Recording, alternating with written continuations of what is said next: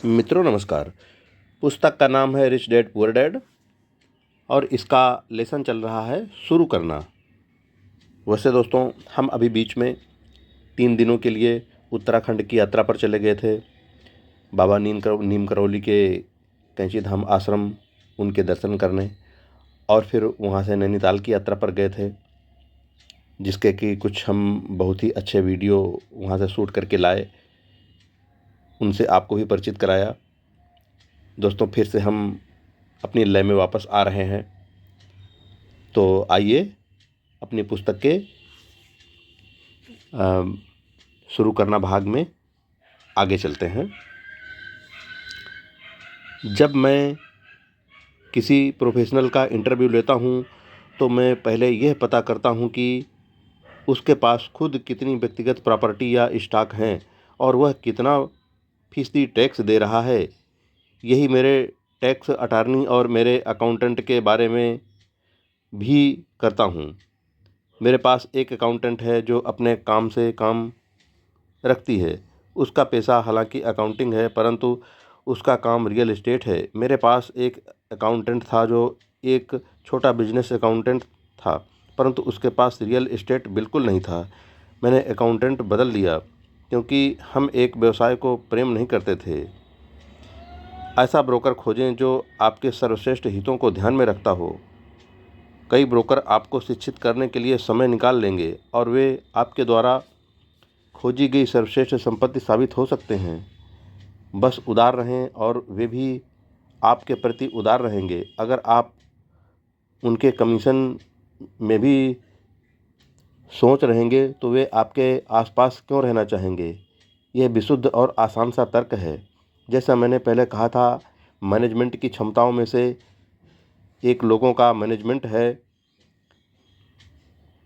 कई लोग केवल ऐसे लोगों को मैनेज कर पाते हैं जो उनसे कम स्मार्ट हों और जिन पर उनकी सत्ता हो। जैसे किसी ऑफिस में अधीनस्थ कई द्वितीय दर्जे के मैनेजर्स ही बने रहेंगे और उन्हें कभी तरक्की नहीं मिलेगी, क्योंकि वे यह तो जानते हैं कि नीचे वालों के साथ कैसे काम किया जाए, परंतु वे यह नहीं जानते कि ऊपर वालों के साथ कैसे काम किया जाता है। असली दक्षता है कि किसी तकनीकी क्षेत्र में अपने से श्रेष्ठ और ज़्यादा स्मार्ट व्यक्तियों को मैनेज करना और उन्हें अच्छे पैसे देना। इसीलिए कंपनियों में बोर्ड ऑफ डायरेक्टर्स होता है। आपके पास भी होना चाहिए और ये फाइनेंशियल समझदारी है। 7 नंबर, इंडियन दाता बने। यह बिल्कुल कुछ दिए पाने की आदत है। जब अमेरिका में गोरे लोग गए तो उन्हें अमेरिकी इंडियंस की सांस्कृतिक परंपरा से झटका लगा। उदाहरण के तौर पर, अगर किसी गोरे आदमी को ठंड लगती थी तो इंडियन उसे कंबल दे देते थे। श्वेत प्रवासी इसे उपहार समझ लेते थे और जब इंडियन कंबल वापस मांगता था तो उन्हें बहुत बुरा लगता था। इंडियंस को भी बुरा लगता था जब उन्हें यह पता चलता था कि श्वेत प्रवासी कंबल वापस नहीं करना चाहते थे। इस तरह इंडियन दाता वाक्यांश पैदा हुआ। एक छोटी सी सांस्कृतिक नासमझी के कारण संपत्ति के कॉलम की दुनिया में इंडियन दाता बनना दौलत के लिए बहुत ज़रूरी है। परिष्कृत निवेशक का पहला सवाल ये होता है, मेरा पैसा मुझे कितनी जल्दी वापस मिल जाएगा। वे यह भी जानना चाहते हैं कि उन्हें मुफ्त में क्या मिल रहा है। इसीलिए निवेश पर वापसी इतनी महत्वपूर्ण है। उदाहरण के तौर पर, मुझे एक छोटा रियल एस्टेट मिला जो मेरे घर से थोड़ी ही दूरी पर था। बैंक $60,000 चाहती थी और मैंने $50,000 की बोली लगाई, जो उन्होंने सिर्फ इसलिए स्वीकार कर ली क्योंकि बोली के साथ $50,000 का चेक भी लगा था। उन्होंने ये महसूस किया कि मैं गंभीर था। ज़्यादातर निवेशक ये कहेंगे कि क्या आप अपना बहुत सा पैसा फंसा नहीं रहे हैं? क्या इस पर लोन लेना ज़्यादा बेहतर नहीं होता? इसका जवाब है, इस मामले में बिल्कुल नहीं। मेरी निवेश कंपनी जाड़े के महीने में इसे वैकेशन रेंटल के रूप में इस्तेमाल करती है। जब प्रवासी पक्षी एरिज़ोना से आते हैं तो इसे 4 महीने के लिए 25,000 नहीं $2,500 किराए पर देती है। बाकी के 8 महीनों में इसका किराया केवल $1000 होता है। मेरा पैसा लगभग 3 सालों में वापस आ गया था। अब मैं इस संपत्ति का मालिक हूँ जो हर महीने मेरी आमदनी बढ़ाती रहती है। यही स्टॉक के बारे में किया जाता है। प्रायः मेरा ब्रोकर मुझे सलाह देता है कि मैं किस कंपनी के स्टॉक में काफ़ी पैसा लगाऊं, क्योंकि उसके विचार से वह कंपनी कोई ऐसा कदम उठाने वाली है जिससे उसके शेयर में तेज़ी आ जाएगी। जैसे कोई नया सामान बाज़ार में लाने वाली है। मैं अपने पैसे को 1 हफ्ते से लेकर 1 महीने तक लगाकर रखता हूँ। जब शेयर की कीमतें बढ़ती हैं, फिर मैं अपनी मूल धनराशि को निकाल लेता हूँ और बाज़ार के उतार चढ़ाव से बेफिक्र हो जाता हूँ, क्योंकि मेरी मूल रकम वापस आ चुकी है और दूसरी संपत्ति पर काम करने के लिए तैयार है। इस तरह मेरा पैसा जाता है और फिर बाहर आ जाता है और मैं एक ऐसी संपत्ति का मालिक बन जाता हूँ जो एक तरह से मुझे मुफ्त में मिलती है।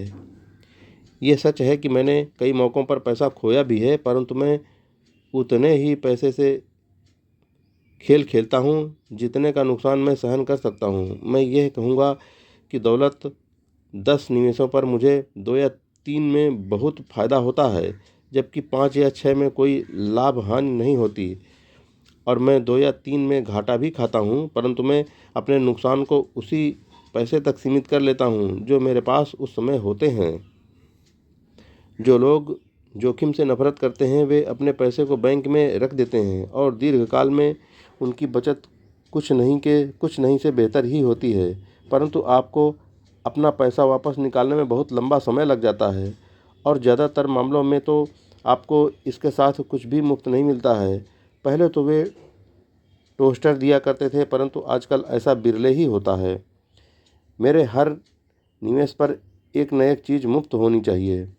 एक छोटा रियल एस्टेट, एक मिनी स्टोरेज, खाली ज़मीन का टुकड़ा, घर, स्टॉक, शेयर्स या ऑफिस बिल्डिंग और जोखिम सीमित भी होना चाहिए। इस विषय पर इतनी ज़्यादा पुस्तकें लिखी जा चुकी हैं कि मैं इसमें नहीं जाना चाहूँगा। मैकडोनाल्ड के मशहूर रे क्रॉक हैमबर्गर फ्रेंचाइजी इसलिए नहीं बेचते थे क्योंकि उन्हें हैमबर्गर से प्यार था, बल्कि इसलिए क्योंकि उन्हें उस फ्रेंचाइजी के साथ आने वाला रियल एस्टेट मुफ्त मिलता था। तो समझदार निवेशकों को ब्याज की दर से ज़्यादा चीज़ों का ध्यान रखना चाहिए। आपका पैसा वापस मिल जाने पर आपके पास क्या संपत्ति आती है, यह भी महत्वपूर्ण है। यही फाइनेंशियल समझदारी है।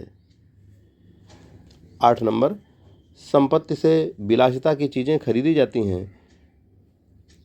केंद्रित करने की शक्ति। मेरे एक दोस्त का बेटा बहुत खर्चीला था और उसकी जेब में ऐसा लगता था जैसे छेद हो गया हो। 16 साल की उम्र में स्वाभाविक रूप से उसे अपनी कार चाहिए थी। बहाना यह था, सभी दोस्तों के मम्मी डैडी ने अपने बच्चों के लिए कार खरीदी है।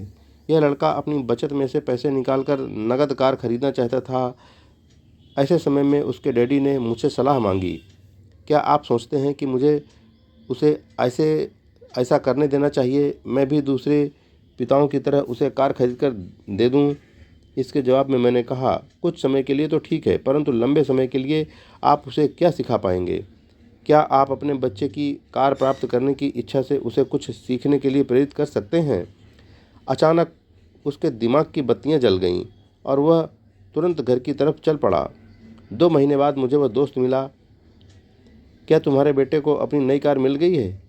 मैंने पूछा। नहीं, उसे नहीं मिली, परंतु मैं गया और उसे कार के लिए $3000 दे दिए। मैंने उससे कहा कि वह अपने कॉलेज के पैसे के बजाय मेरे पैसे का उपयोग करे। मैंने कहा, यह तो आपकी उदारता है। नहीं, उस पैसे के साथ एक शर्त भी जुड़ी है। मैंने आपकी सलाह मान ली और उसकी कार खरीदने की प्रबल इच्छा के साथ सीखने की शर्त भी रखी है। शर्त क्या है? मैंने पूछा। पहले तो हमने आपके कैश फ्लो गेम का सहारा लिया। हमने इसे खेलते हुए पैसे की समझदारी से इस्तेमाल पर एक लंबा विचार विमर्श किया। फिर मैंने उसे वॉल स्ट्रीट जर्नल की सदस्यता दिलवा दी और स्टॉक मार्केट पर कुछ पुस्तकें भी दिलवाई। फिर दिक्कत कहाँ थी? मैंने उससे कहा कि $3000 उसके हैं, परंतु वह उनसे सीधे कार नहीं खरीद सकता है। वह इतने स्टॉक खरीद और बेच सकता है, खुद का ब्रोकर ढूंढ सकता है, और एक बार वह इन $3000 के $6000 बना लेता है तो वह अपनी कार खरीद सकता है और बाकी के $3000 उसके कॉलेज के फंड में जाएंगे। मैंने पूछा, और इसके परिणाम क्या निकले? वह शुरुआत में किस्मत वाला रहा, परंतु कुछ दिनों बाद उसने अपने मुनाफे की सारी रकम गंवा दी।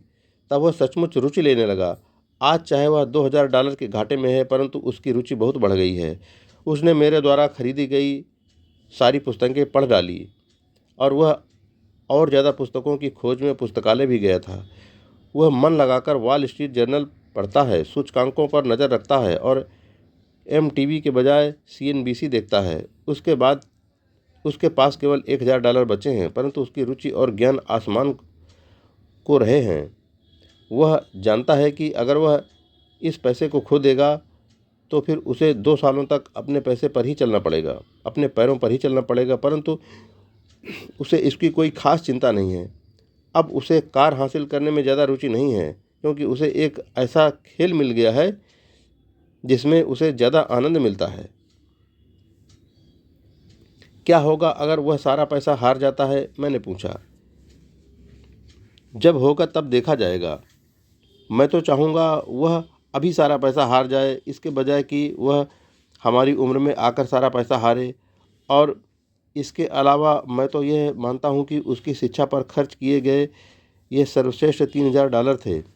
जो वह सीख रहा है वह ज़िंदगी भर उसके काम आएगा, और वह पैसे की ताकत का सम्मान करना भी सीख गया है। मुझे लगता है कि अब उसकी जेब का छेद बंद हो चुका है। जैसा मैंने खुद को सबसे पहले भुगतान करने वाले खंड में कहा था, अगर कोई व्यक्ति आत्मानुशासन की ताकत हासिल नहीं कर सकता तो बेहतर यही होगा कि वह कभी अमीर बनने की कोशिश न करे। सैद्धांतिक हिसाब से संपत्ति वाले कॉलम से कैश फ्लो विकसित करने की प्रक्रिया आसान नज़र आती है, परंतु इसमें पैसे को दिशा देने की मानसिक सहनशक्ति की जरूरत होती है, जो मुश्किल साबित होता है। बाहरी आकर्षणों और प्रलोभनों के कारण आज की खरीदारी की दुनिया में वह अभी सारा पैसा आसान हो चला है कि पैसे को पूरा उड़ा ही दिया जाए। कमज़ोर मानसिक शक्ति के कारण ही वह पैसा सबसे कम प्रतिरोध वाले रास्ते पर बह जाता है। यही गरीबी और आर्थिक संघर्ष का कारण है।